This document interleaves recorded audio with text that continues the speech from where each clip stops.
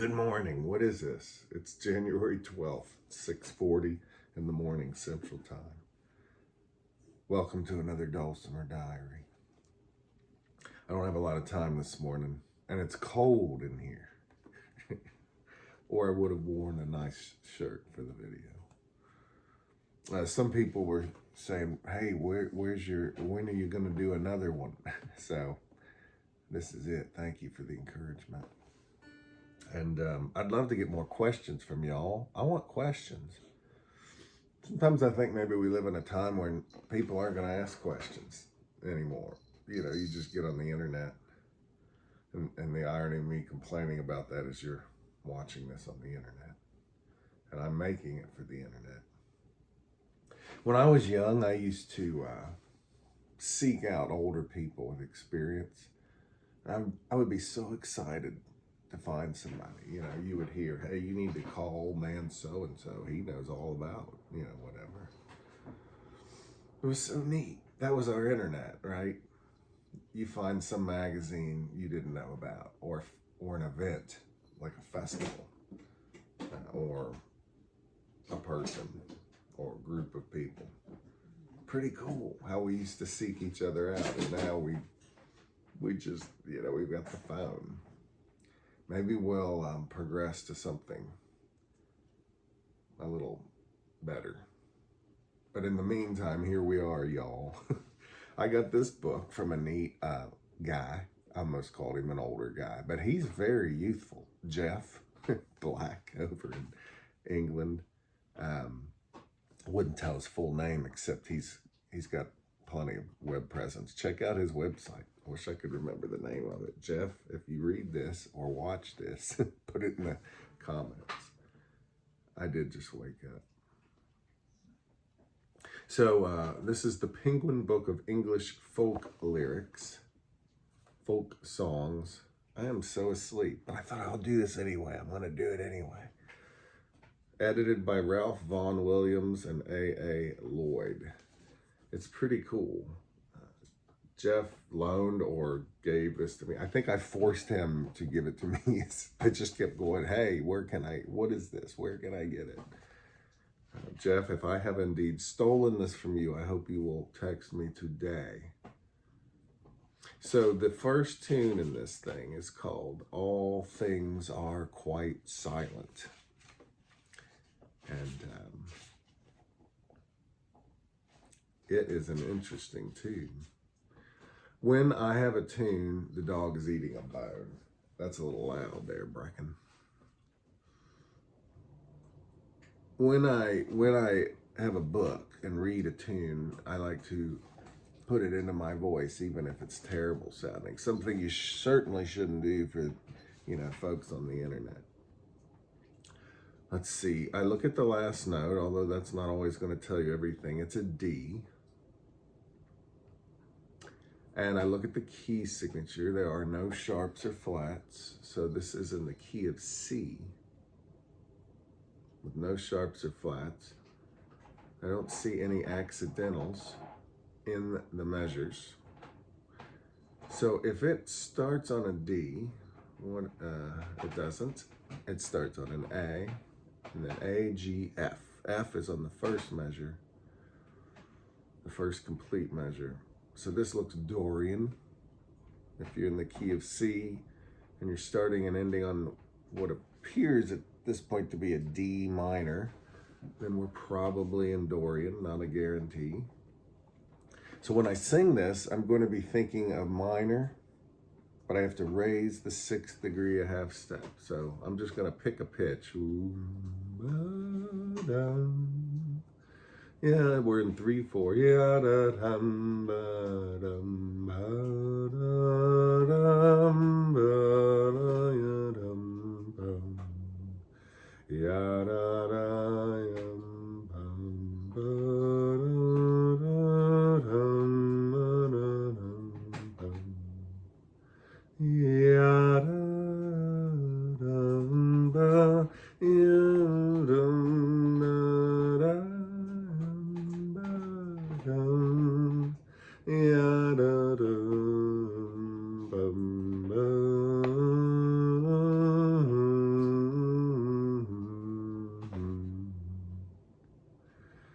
That's pretty cool. I mean, that's, what else do you want out of a melody? That's a full service melody right there. All things are quite silent, sung by Ted Baines, lower beating Sussex. And then I'm not sure what this means, but it does say 1904. I got to go to the Cecil Sharp House in London with my daughter Ellen, and we got to hear a wonderful group. And it was, I wish we had visited the library portion, but it was late at night. But it is, I believe, called the Ralph Vaughan Williams Library. I could be wrong about that. So look up Ralph Vaughan Williams, my friends. He's done a lot. So I want to play this thing. So these books are hard, you know, these bindings. Why don't they ring bind all these things? So I'm going to take a pepper shaker and a salt shaker over here, and that might do it. I'm going to play this. I'm not going to play it in D Dorian. If I had a 1.5 fret, I certainly could. I am going to capo at 1. Now, you know what? I could go into DAC. I'm gonna go at, nah, should you? For your sake, because I know some of you guys hate retuning, I'm gonna go ahead and just stick with this. Now, when I sight sing, it gets it in my head, and I like to sight sing a lot, and if I can hear it instead, that is even better. The thing is, I have to sing it over and over, and when I first opened this book at Geoff's home, I stole away to a corner and I just sang this over and over. This is the second time I believe I've seen it since I got back home. So here we go.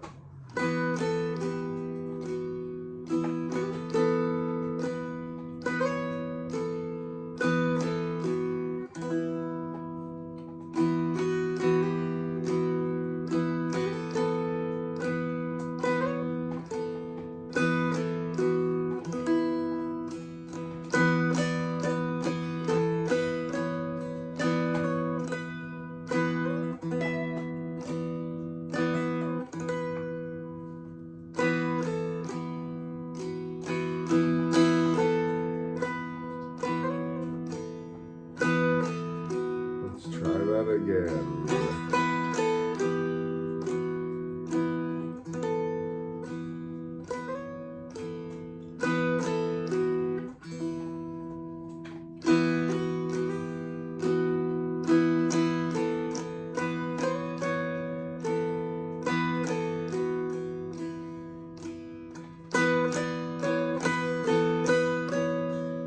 Keep missing that.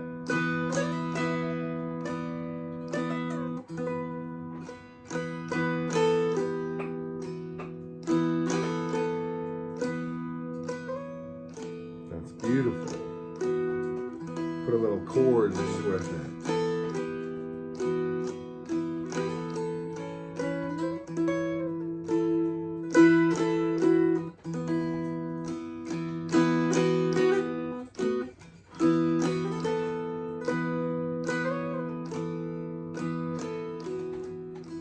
Don't mess this up, Steve.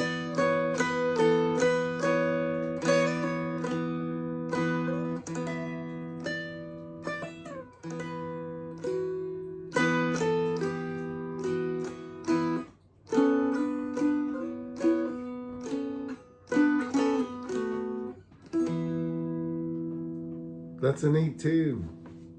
So if you're reading it in C, but you're playing it in E, so I'm not in C. If you're reading it in D Dorian and you are singing it in E Dorian,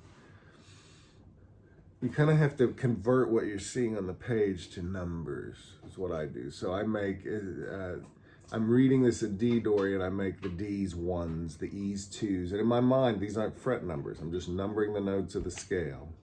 1, 2, 3, 4, 5, 6, 7. And then when I come to the Dulcimer to play in E, I'm reading in D Dorian, I'm playing in E Dorian. I'm not thinking fret numbers here. I'm not thinking pitch names. I'm thinking scale degrees, 1, 2, 3, 4, 5, 6, 7, and that takes some practice to do that.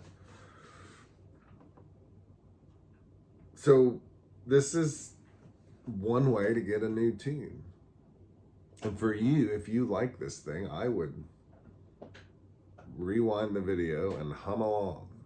Even if you're not getting the notes right, at least start by getting the rhythms right and the phrasing right. So that's one I have looked at previously. If you're interested, by the way, in English folk songs, I am not an authority. One of my favorite English folk songs, peoples, is Geoff Black and Duncan Gibbs. They both check out their music. And I'll tell you, they're both going to be, I believe, at Quarantine, virtualdulcimerfest.com. Registration opened last Sunday, I believe. There's going to be 75 instructors. There's going to be 5 2.5-hour concerts. And I have some classes left. So go to virtualdulcimerfest.com. I'm teaching a class on English folk songs. Now, this is going to be me sharing what I have been able to dig out of this and some other sources. And check that out. But definitely, if you have to pick between Geoff and me at a certain time slot, because I do think we oppose each other there, better go with Geoff. He's a good guy. So this is a cool book. We'll do one more, and then I got to get breakfast going. I mean, I literally have 5 minutes here. This is the Milner Koken collection of American fiddle tunes, a tome. Is that how you say it? T-O-M-E? One hefty tome. I don't think I'm saying that right. Someone let me know. This is ridiculously thick. So what's interesting here, there are no there's no bar lines. You know, with old time fiddle tunes, people argue to some extent how to put in measures. Well, this has none. So I want to find a tune. I'm gonna go, let's go with D. I did a little statistical analysis of Irish tunes using AI a couple days ago. I submitted 1,200 Irish tunes in ABC notation, and I asked it to analyze the key information. Tonal centers, key centers. So I wasn't looking for D Mixolydian versus D major versus D Dorian. It was just anything in D. Count those. Anything with a tonal center of G, count those. D was by far the most popular key out of those 1,200 or so Irish tunes, and G was the next, and then A was the next, but it drops off a bit after G. So D, people love it, no matter which side of the pond you're on. So I'm gonna find a tune. This thing is so fat. I mean, it's just ridiculous. You can find a tune. The rich man stole the poor man's wife. Estel Bingham, key of G. The rich man stole the poor man's wife. And when I see, this is in G. Didn't I say I was going to play a D tune? This is too intriguing to pass up. Now, I've never, Estel Bingham, if I'm not, only because of my experiences with Don Pedi and what he's recommended I look into, only because of that do I know that this is a Kentucky fiddler. And I believe this man is talked about in Jeff Todd Titan. I don't forget his name. I think that's it. He did a book called Kentucky Fiddle Tunes. I'm going to go ahead and go to DGD on this one. We got to get going, y'all. What? Why am I reading out of books like this? I just want y'all to know it's a thing you can do. And, man, it's so hard for me to come up with the gumption to do new stuff. I don't know why. I just love some of the tunes I played so much. But this is also an effort for me to get out of my comfort zone. The rich man stole the poor man's wife. A lot of times I start...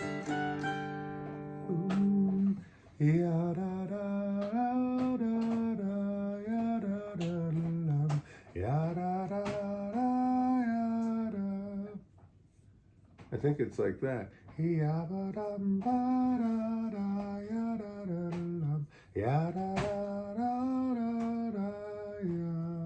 That's not it.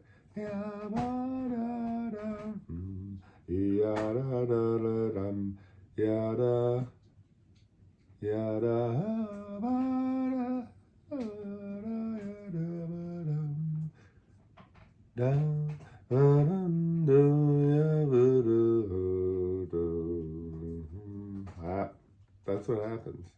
Let's see if I can pull this out. So in this one, I will be reading pitches a little bit, and let's see what happens.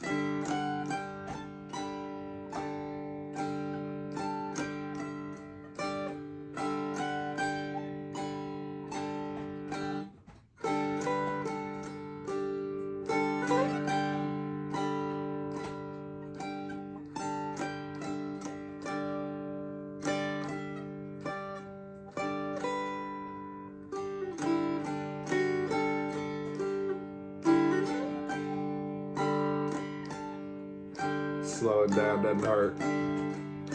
This is a fast tune, and I'm playing it very slow.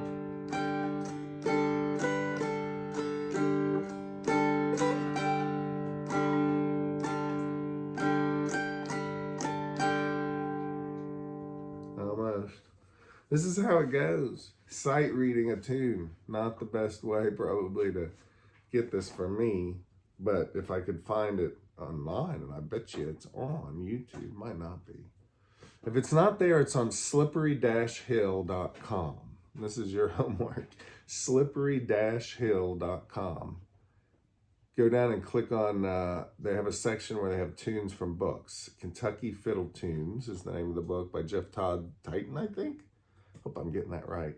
And this tune, I bet you, is in that book, but you can listen to the recording that was used to generate the notation for the book. But you know, if it isn't there on that same website, slippery-hill.com, it's going to be in the book section under the Milner Koken American Fiddle Tunes. And on both of those, you can listen to the recording that was used to make the notation in both books. And it may be different recordings or the same. Let's try again, Seifert. Sometimes you work with what you got.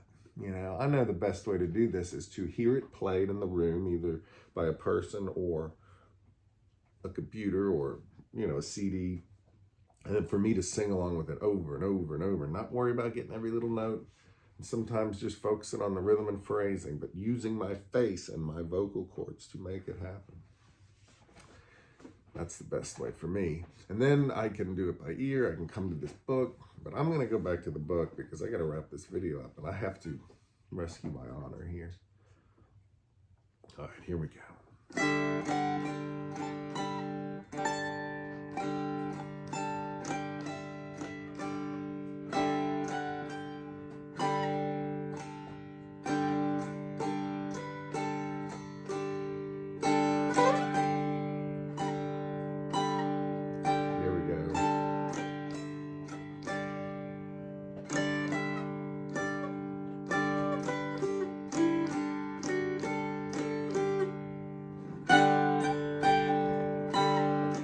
Come on.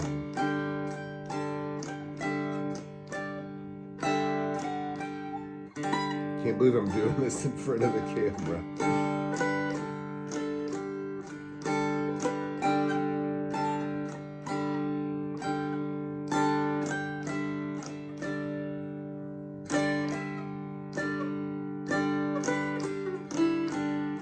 B part.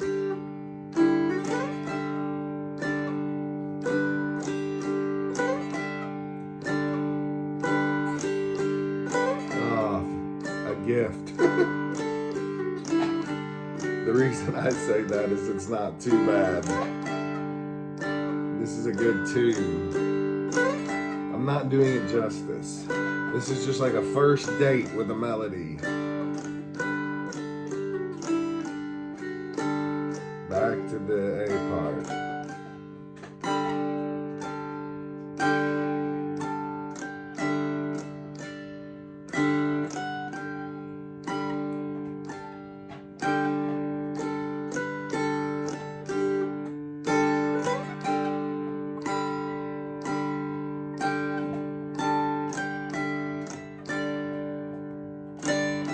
And you only